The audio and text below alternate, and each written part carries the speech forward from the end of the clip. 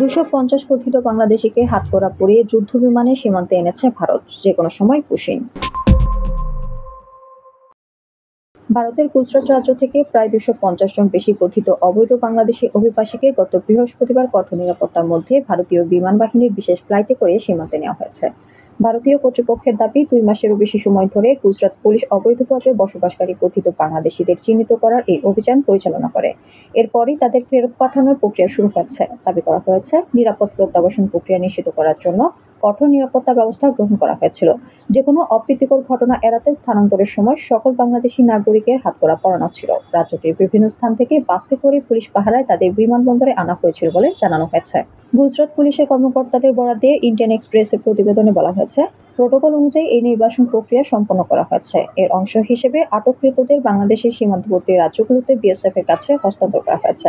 সেখান থেকে যথাযথ প্রক্রিয়া অনুসরণ করে তাদের ফেরত পাঠানো হবে। গুজরাট পুলিশের একজন ঊর্ধ্বতন কর্মকর্তার নাম প্রকাশ না করার শর্তে ইন্ডিয়ান এক্সপ্রেসকে জানিয়েছেন, বেশ কিছু অনিবন্ধিত সন্দেহভাজনকে সীমান্তবর্তী রাজ্যগুলোতে পৌঁছে দিতে আইএএফ এর এয়ারবাস A321 উড়োজাহাজ ব্যবহার করা হয়েছে।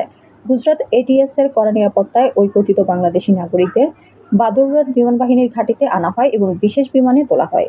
ওই কর্মকর্তা আরও বলেন, ফেরত পাঠানোর কাজটি করে বিএসএফ, তাই গুজরাট পুলিশ স্বরাষ্ট্র মন্ত্রণালয়ের নির্দেশিকা অনুযায়ী তাদের বিমান বাহিনীর ঘাঁটিতে পৌঁছানোর ব্যবস্থা করে। গত বৃহস্পতিবার ভারতীয় বিমান বাহিনীর বিশেষ উড়োজাহাজে করে আটক ব্যক্তিদের সীমান্ত এলাকায় আনা হয়েছে। কর্মকর্তাদের বরাতে ইন্ডিয়ান এক্সপ্রেসের প্রতিবেদনে আরও জানানো হয়েছে, আটক ব্যক্তিদের বাংলাদেশের কাছাকাছি সীমান্ত রাজ্যগুলোতে নামিয়ে দেওয়া হবে, যেখান থেকে বিএসএফ তাদের সীমান্ত পার করে বাংলাদেশে পাঠাবে। কর্মকর্তারা আরও জানান, এই সীমান্ত রাজ্যগুলোর মধ্যে উত্তর পূর্বের কিছু রাজ্য ছাড়াও পশ্চিমবঙ্গ অন্তর্ভুক্ত রয়েছে।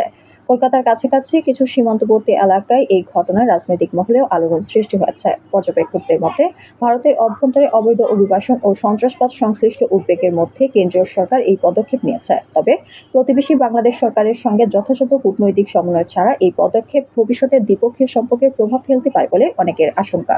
ভারতের মানবাধিকার সংগঠনগুলো এভাবে লোকজনকে নির্বিচারে আটক করে প্রতিবেশী দেশে পাঠানো নিয়ে উদ্বেগ প্রকাশ করেছে। তারা বলছে, কাগজপত্র ছাড়া কাউকে এভাবে সীমান্তে পাঠানো আন্তর্জাতিক মানবাধিকার আইন ও নাগরিক অধিকার লঙ্ঘন। এর আগেও গত এপ্রিলে গুজরাট পুলিশ অভিযান চালিয়ে বাংলাদেশি নাগরিক সন্দেহে ৬,৫০০ মানুষকে আটক করে। পরে জানা যায়, আটকদের অধিকাংশই ভারতীয়। একই ঘটনা ঘটছে বাংলাদেশি সীমান্তবর্তী আসাম রাজ্যে। শুধু নথিপত্র না থাকা এবং মুসলিম ও বাংলাভাষী হওয়ার কারণে ভারতীয় নাগরিকদেরও অবৈধ বাংলাদেশি নাগরিক বলে শনাক্ত করছে ভারতের পুলিশ। শুধু তাই নয়, তাদের রাতের আধারে সীমান্ত দিয়ে বাংলাদেশে ঠেলে পাঠাচ্ছে বিএসএফ।